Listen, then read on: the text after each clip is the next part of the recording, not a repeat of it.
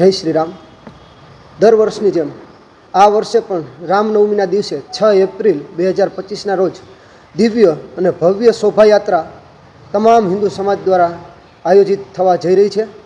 આ શોભાયાત્રામાં અનેક પ્રકારના અલગ અલગ 12થી પણ વધુ ફ્લોટ્સ જોડાવાના છે। તમામ હિન્દુ સમાજો દ્વારા શહેરના અલગ અલગ મુખ્ય માર્ગો ઉપર આ શોભાયાત્રા પસાર થશે। એ શોભાયાત્રાના રૂટ ઉપર દરેક સમાજ દ્વારા હિન્દુ સમાજ દ્વારા અનેક જગ્યાએ સ્ટેજ કરવામાં આવશે। આ શોભાયાત્રા દિવ્ય અને ભવ્ય થવાની છે।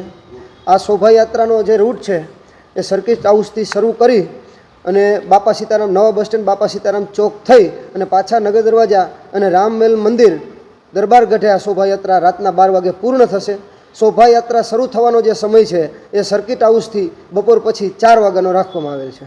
આ શોભાયાત્રામાં આશરે 10થી વધુ સ્કૂલો પણ પોતાના ફ્લોટ ટેબલો સાથે જોડાવાની છે। આ શોભાયાત્રા દરમિયાન બાપા સીતારામ ચોક ત્યાં આરતી કરવામાં આવશે આશરે 8:30 વાગ્યાની આસપાસ, અને ત્યારબાદ શોભાયાત્રાના પૂર્ણ સ્થાને એટલે કે રામમહેલ મંદિર દરબાર ગઢે રાત્રે 12 વાગે આરતી કરવામાં આવશે। અને આ શોભાયાત્રાનું જે આયોજન છે એ પણ તમામ હિન્દુ સંગઠનો અને તમામ હિન્દુ સમાજ દ્વારા જ કરવામાં આવી રહ્યું છે।